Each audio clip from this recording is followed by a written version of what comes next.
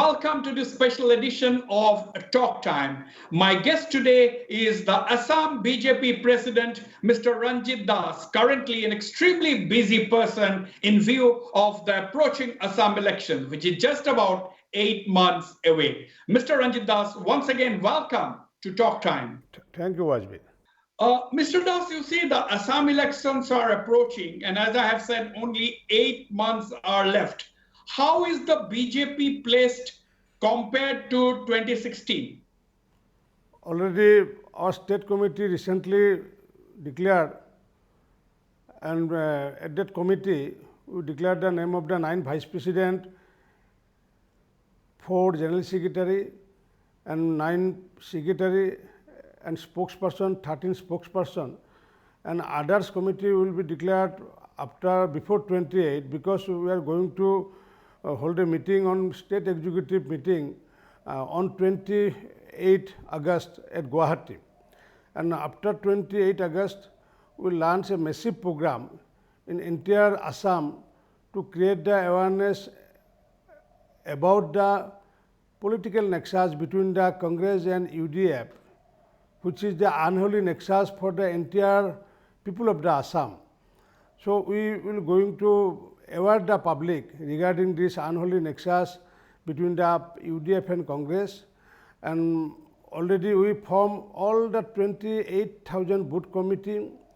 We also formed the Shakti Kendra, already 6,000 Shakti Kendra already formed, and our 399 mandals already they are geared up for the entire election. And recently we conducted a survey regarding the migrant labor who came from the outside from the Assam, and altogether near about 2 lakhs migrant people who originate from Assam. We, the Karakarta of BJP in entire mandal level, district level, we approached that migrant labor, and we discussed regarding the problem of the migrant labor.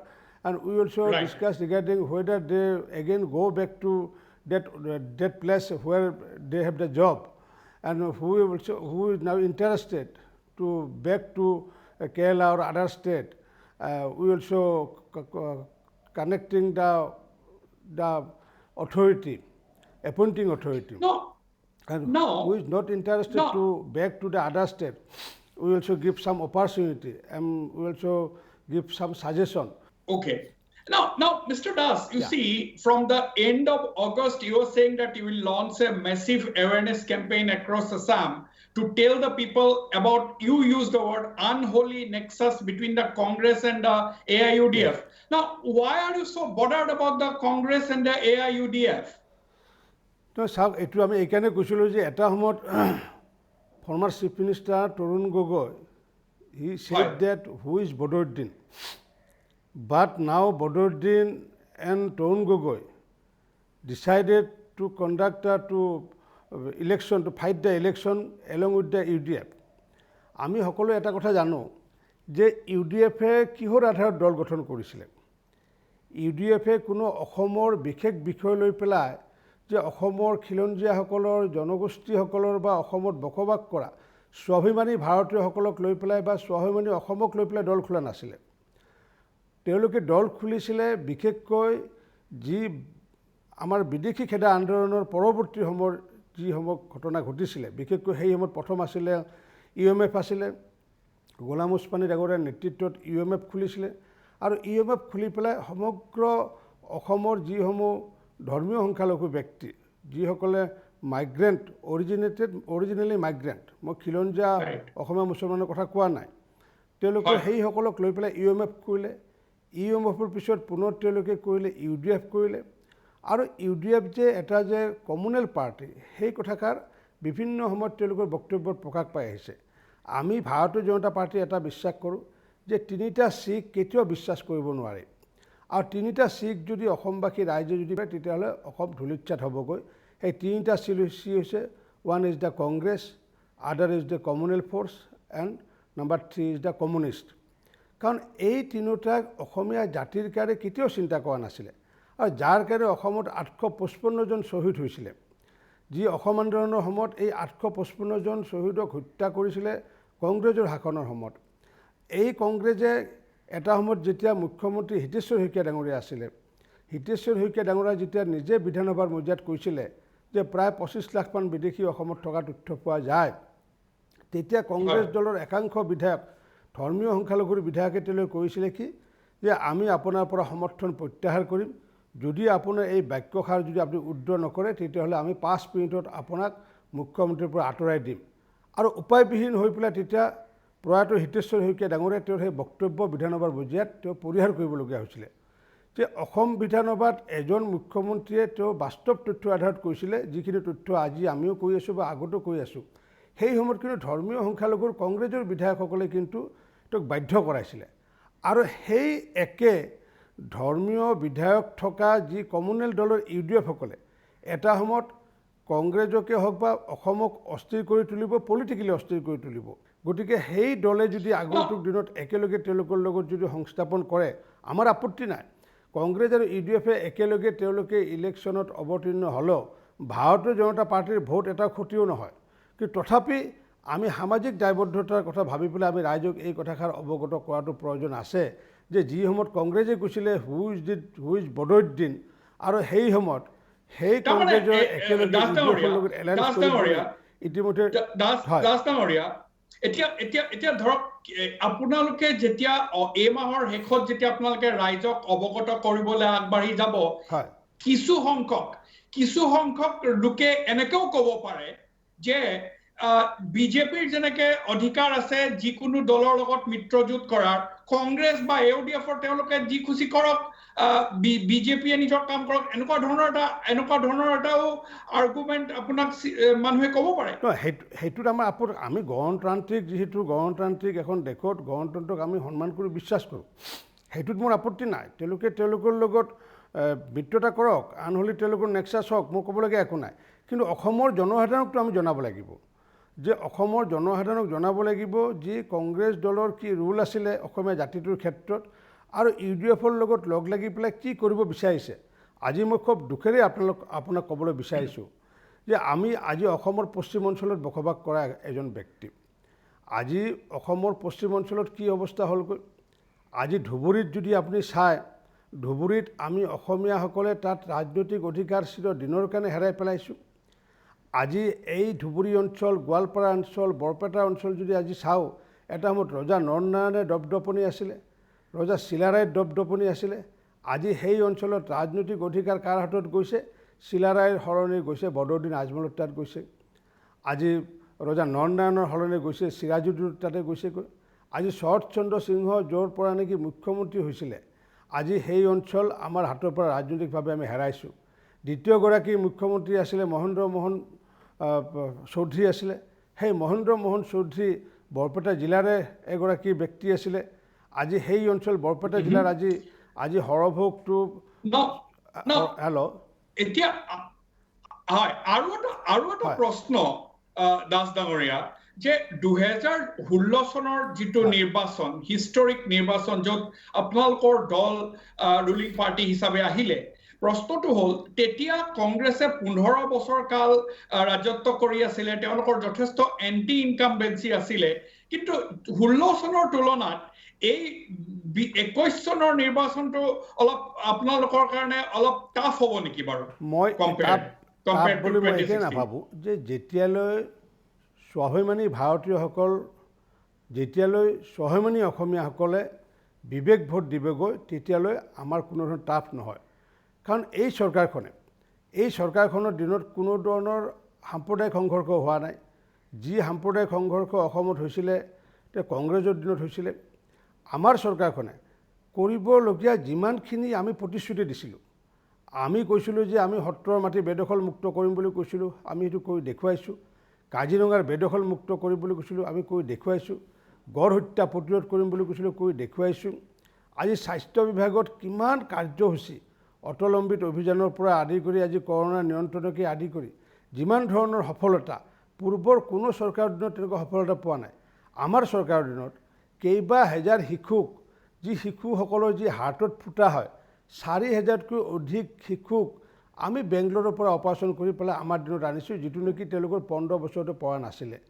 ঠিক তেনেকুৱাকৈ আজি আমি দেখিছোঁ যে সদ্যহতে ঘোষণা কৰা অৰুণোদয় স্কিমৰ জৰিয়তে যে আমি প্ৰায় 17 লাখ দুখীয়া মহিলাসকলক আমি তেওঁলোকক এটা জলপানী দিয়াৰ ব্যৱস্থা কৰিছোঁ। আজি প্ৰায় 2,23,000 আমি বয়োজ্যেষ্ঠ নাগৰিক, কংগ্ৰেছৰ দিনত যিটো বৃদ্ধ পেঞ্চন বুলি কয়, আমি বয়োজ্যেষ্ঠ নাগৰিকক আমি 2,53,000 মানুহক আমি পেঞ্চন দিছোঁ। বিধৱা তেনেকুৱাকৈ আমি পেঞ্চন দিছোঁ 3,27,000। ঠিক তেনেকৈ সকলো ক্ষেত্ৰতে সৰ্বস্পৰ্শী আৰু সৰ্বব্যাপী এই চৰকাৰখনে কাম কৰিছে। মোক যদি আপুনি ৰঞ্জিত দাস হিচাপে যদি সোধে, মইতো এইটোৱে ক'ম যে this is one of the best government বুলি ক'ম, কাৰণ কিয় সৰ্বস্পৰ্শী সৰ্বব্যাপী। এতিয়া এটা প্ৰশ্ন হ'ল আপোনাক, if I ask you which is your bigger enemy, আপোনাক যদি এই প্ৰশ্নটো কৰা হয় আপোনালোকৰ বিগাৰ এনিমি কোন, কংগ্ৰেছ নে AIUDF? বিগাৰ এনিমি বুলি আমি এইটোৱে কওঁ, আমি তিনিটা চি অকল ভাৰতীয় জনতা পাৰ্টিৰ কাৰণে নহয়, সমগ্ৰ অসমত বসবাস কৰা তেওঁ হিন্দুৱে হওক, মুছলমানেই হওক, খ্ৰীষ্টানেই হওক, অসমত বসবাস কৰা স্বাভিমানী ভাৰতীয় স্বাভিমানী অসমীয়াসকলৰ কাৰণে বিগাৰ এনিমি হ'ল 3C। One is the Congress, other is the Communal Force, and number 3 is the Communist. এই তিনিটা চিয়ে কেতিয়াও অসমখনক আগুৱাই নিব নোৱাৰে। অসমখনক আগুৱাই নিয়াৰ নামত তেওঁলোকে প্ৰবঞ্চনা কৰিছে, তেওঁলোকে প্ৰতাৰণাহে কৰিছে, তেওঁলোকে তাত বাহিৰে তেওঁলোকে একো কৰিব পৰা নাই। On that note, we go for a short break, but don't go away. I'll be right back. I'm in conversation with Assam BJP President, Mr. Ranjit Das.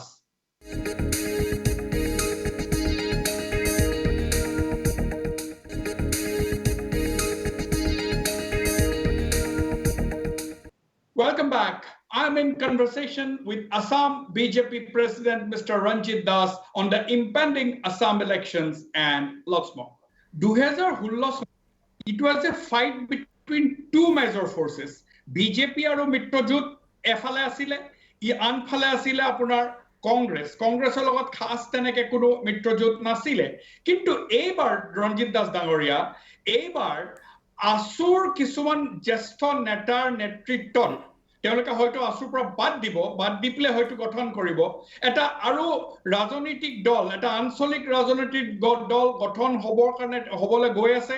তেওঁলোকে ইতিমধ্যে আছুৰ বৰ্তমান সভাপতি আৰু জেনেৰেল ছেক্ৰেটাৰী, তেওঁলোকে সাধাৰণ সম্পাদক, তেওঁলোকে ইতিমধ্যে ৰাজহুৱাভাৱে ঘোষণা কৰিছে যে তেওঁলোকে এটা আঞ্চলিক ৰাজনৈতিক দল গঠন কৰি এইবাৰ নিৰ্বাচনত অকলশৰীয়াকে তেওঁলোকৰ আশা আছে যে তেওঁলোকে চৰকাৰ বনাবৰ কাৰণে সক্ষম হ'ব। তেওঁলোকে পাব্লিকলি দাবী কৰিছে। সো বৰ্তমান 21 চনৰ ইলেকশ্যনখন বিজেপিৰ কাৰণে এই পৰিপ্ৰেক্ষিতত যথেষ্ট কঠিন হ'ব পাৰে। কোনোবা সদৌ অসম ছাত্ৰ সন্থাই হওক, কোনোবা ব্যক্তিয়ে ৰাজনৈতিক দল খুলিছে বা খুলিব, আমি তাক উষ্ণ আদৰণি জনাইছোঁ।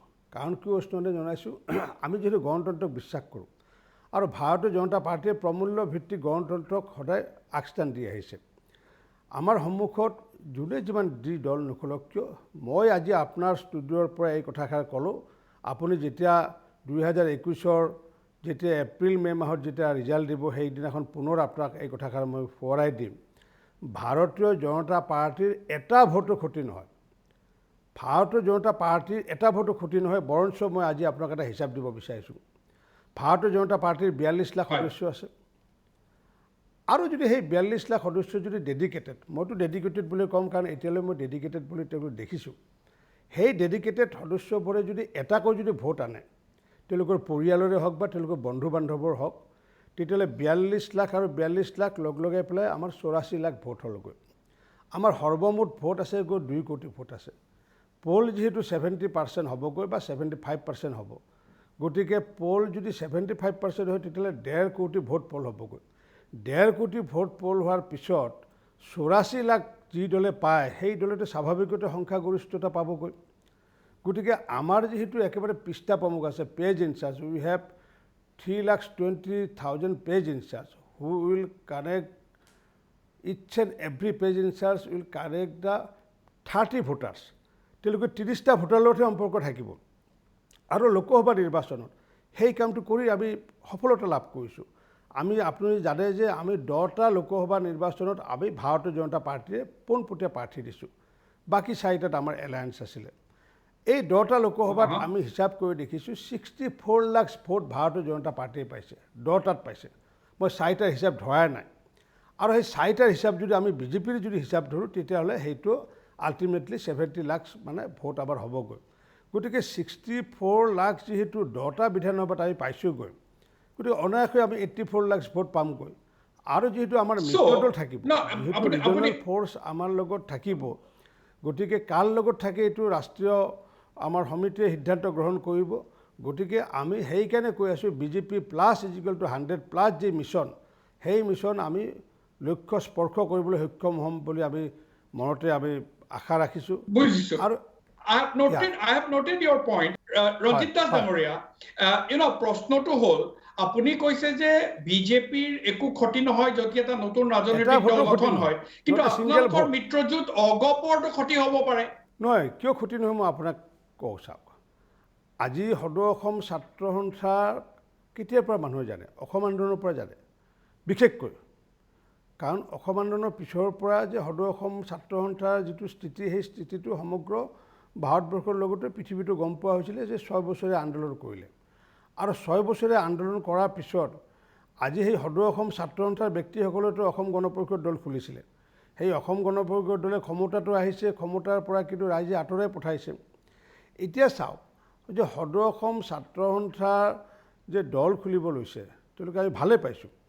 কিন্তু আজি চাওক, আজি 1985ত অসম চুক্তি হৈছিলে। 1985ত অসম চুক্তি হোৱাৰ পিছত আজি 35 বছৰ হ'ল। আজি কিন্তু 35 বছৰীয়া যিসকল ডেকা ল'ৰা, 30 বছৰীয়া যিসকল ডেকা ল'ৰা, সেইসকল ডেকা ল'ৰাই কিন্তু অসম চুক্তিৰ কথা নাজানে।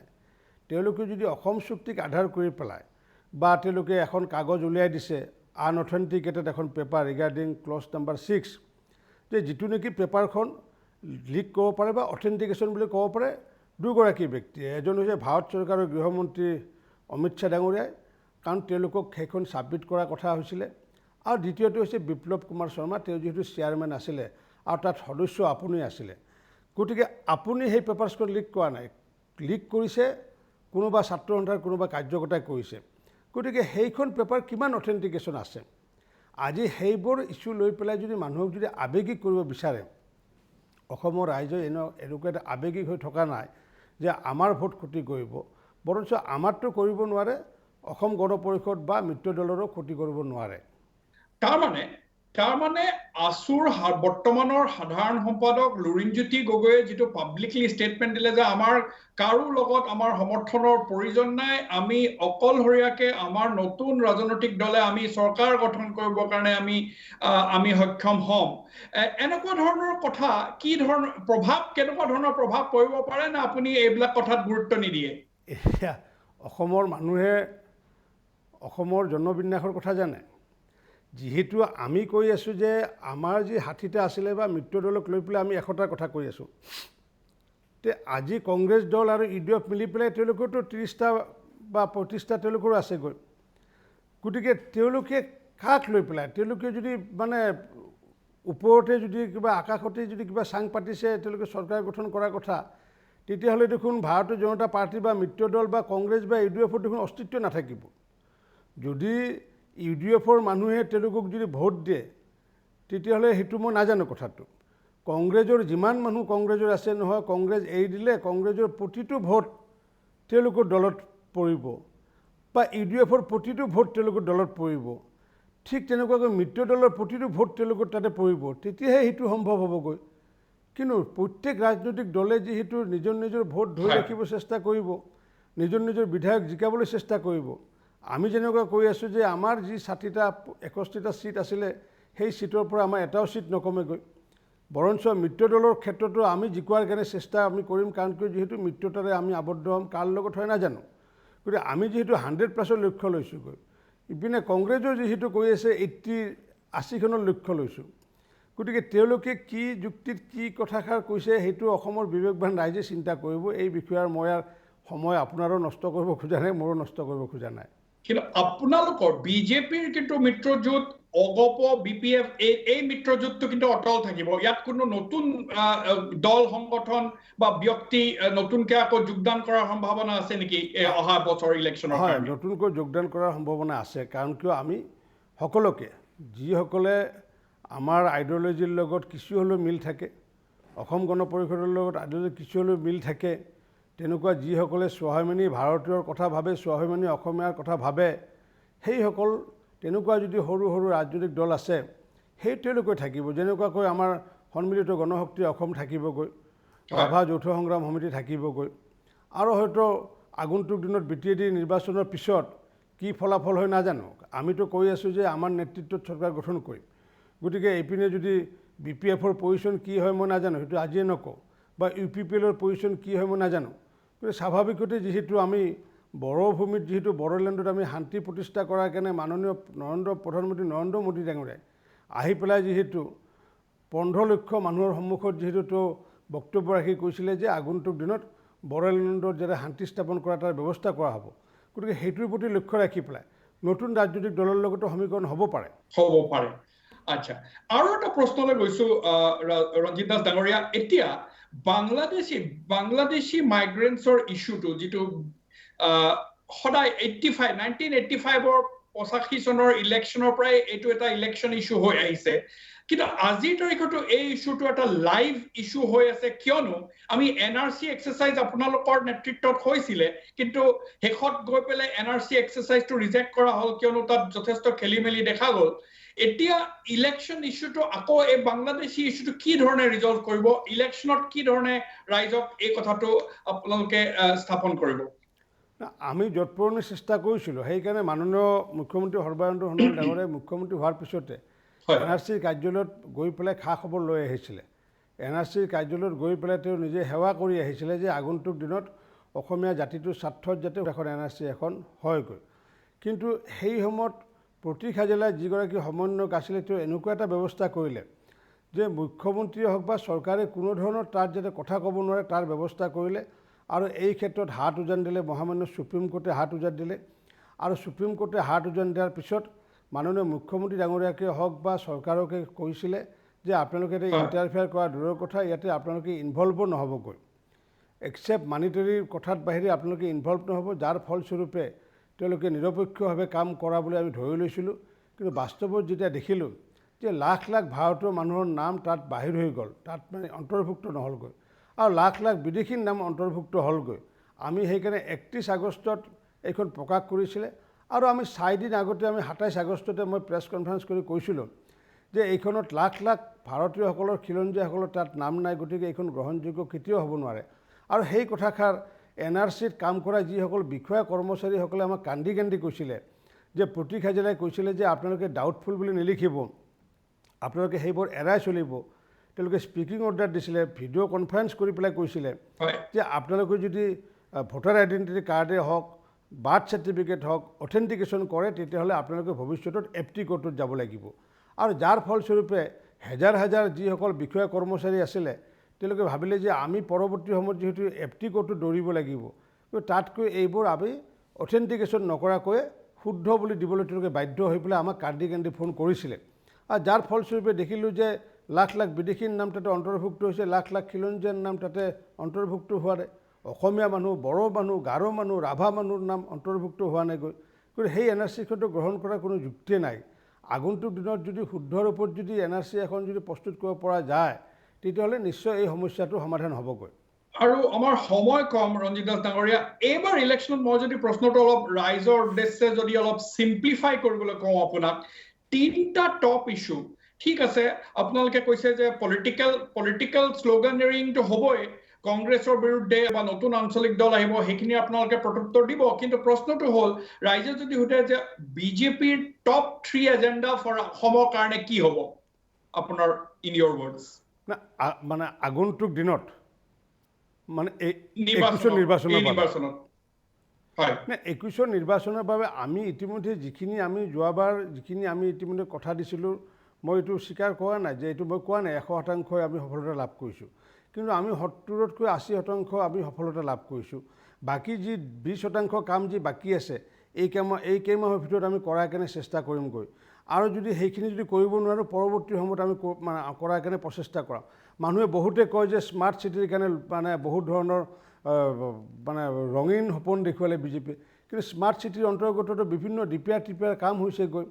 আমি যদি কওঁ যে ড্ৰেজিঙৰ কাৰণে ব্ৰহ্মপুত্ৰ খননৰ কাৰণেতো ইতিমধ্যে টেণ্ডাৰ নটিচ ইছ্যু কৰিছেগৈ গতিকে সেইবোৰ কাম হয়তো মানুহে এতিয়া দেখা নাপাব যেনেকুৱাকৈ আজি আমাৰ চৰকাৰখন যোৱাৰ এবছৰ পিছতে কৈছিলে যে পৰিৱৰ্তন ক'ত পৰিৱৰ্তন হ'ল আমি কৈছিলোঁ যে এবছৰত পৰিৱৰ্তনটো কল্পনা কৰিব লাগিব কিন্তু 4 বছৰত পৰিৱৰ্তন দেখা পাম আজি আমি সেইকাৰণে আমি দেখিছোঁ 14,000 কিলোমিটাৰ ৰাস্তা নিৰ্মাণ কৰা হৈছে এইখন চৰকাৰৰ দিনত প্ৰায় 800খনতকৈ অধিক RCC ব্ৰিজ নিৰ্মাণ কৰা হৈছে এই চৰকাৰখনৰ দিনত কিন্তু আজি কিন্তু 3 বছৰ আগতে হোৱা নাছিলে তেতিয়াই মানুহে বহুতে বিভিন্ন বিৰোধী দলে আমাক কৈছিলে যে পৰিৱৰ্তনৰ নামত এটা ভেকভাওনা কৰিছে একো পৰিৱৰ্তন হোৱা নাই কিন্তু আজি সকলোৱে গাঁৱে ভূঞে সকলোৱে স্বীকাৰ কৰিছে যে নহয় বাট পথ নিৰ্মাণৰ ক্ষেত্ৰতে হওক আজি বেনিফিচিয়াৰী দিয়াৰ ক্ষেত্ৰতে হওক আজি চাহ বাগানৰ ক্ষেত্ৰত উন্নয়নৰ ক্ষেত্ৰতে হওক আজি যি সময়ত দেখি নতুনকৈ 8খন মেডিকেল কলেজ আৰু ইঞ্জিনিয়াৰিং কলেজ স্থাপন কৰিছোঁ আমাৰ এই চৰকাৰৰ দিনত গতিকে এই যিবোৰ আমাৰ উল্লেখযোগ্য সফলতা এই উল্লেখযোগ্য সফলতাৰ লগতে আগন্তুক দিনত আমি বিশেষকৈ টপ প্ৰায়ৰিটি আমি দিমগৈ আমি আত্মনিৰ্ভৰ ভাৰতৰ কথা আমি কৈছোঁ আৰু কৃষিক সৰ্বোচ্চ প্ৰায়ৰিটি দি পেলাই কৃষিৰ লগতে আপোনাৰ ফিচাৰী হওক বা মৎস্য পালনে হওক বা পিগাৰীয়ে হওক যিবোৰ জড়িত যে যাতে কৃষিক সৰ্বোচ্চ টপ প্ৰায়ৰিটি দি পেলাই যাতে আমি কাম কৰিব পাৰোঁ তেতিয়া আত্মনিৰ্ভৰ অসম যাতে আমি কৰিব পাৰোঁ তাৰ কাৰণে প্ৰচেষ্টা কৰিম গতিকে আমাৰ টপ প্ৰায়ৰিটি হ'ব আগন্তুক দিনত কৃষি ক্ষেত্ৰক লৈ পেলাই কাৰণ ভাৰতীয় আমাৰ অসমৰ যিটো কৃষিখণ্ড হ'ল মেৰুদণ্ড গতিকে এনেকুৱাকৈ আমি আত্মনিৰ্ভৰ অসমটোৱে হ'ব আমাৰ টপ প্ৰায়ৰিটি হ'বগৈ আগন্তুক 2021 নিৰ্বাচন আত্মনিৰ্ভৰ ৰঞ্জিত দাস ডাঙৰীয়া শেষ প্ৰশ্ন এবাৰ কিন্তু ইলেকশ্যন কেম্পেইন যথেষ্ট ব্যতিক্ৰম হ'ব কিয়নো কোভিড পেণ্ডেমিকৰ কাৰণে আপোনালোকে তো ডাঙৰ সভা সমিতি পাতিব নোৱাৰিব না যেহেতু ইতিমধ্যে আমি বিভিন্ন ভাৰ্চুৱেল ৰেলী কৰিছোঁ আমি ভাৰ্চুৱেল ৰেলী কৰি পেলাই ইতিমধ্যে 42 লাখ মানুহৰ লগত আমি সম্পৰ্ক স্থাপন কৰাইছিলোঁ তাৰোপৰি এতিয়ালৈ আমি অসমত প্ৰায় 400তকৈ অধিক আমি ভিডিঅ' কনফাৰেন্স কৰি পেলাই আমি ভাৰতীয় জনতা পাৰ্টিৰ কাৰ্যকৰ্তাসকলৰ লগতে বিভিন্ন বেনিফিচিয়াৰীৰ লগত আমি ইতিমধ্যে কাম কৰা আৰম্ভ কৰিছোঁ আৰু যিহেতু আমি আশা ৰাখিছোঁ যে যিহেতু আগন্তুক 2 মাহ পিছত যিহেতু এই পৰিৱেশটো নোহোৱা হ'বগৈ বুলি আমি আশা কৰিছোঁ 2 মাহ পিছত আমি সভা সমিতি পাতি পেলাই এতিয়া আমি জনসম্পৰ্ক অভিযান 16 তাৰিখৰ পৰা অহা 16 তাৰিখৰ পৰা আমাৰ যি 50 লাখ অসমত 68 লাখ ফেমিলি আছে 68 লাখৰ ভিতৰত অতি কমেও 50 লাখ পৰিয়ালক আমি জনসম্পৰ্ক স্থাপন কৰাৰ কাম ইতিমধ্যে আমি লৈছিলোঁ জুলাই মাহত কিন্তু আমাৰ হেৰি কামৰ কাৰণে বন্ধ কৰিবলগীয়া হ'ল এতিয়া সেইটো পুনৰ আমি আৰম্ভ কৰিম 16 আগষ্টৰ পৰা জনসম্পৰ্ক অভিযান ওকে ৰঞ্জিত দাস ডাঙৰীয়া মোৰ লগত টক টাইমত আপুনি যোগ দিয়াৰ বাবে অশেষ ধন্যবাদ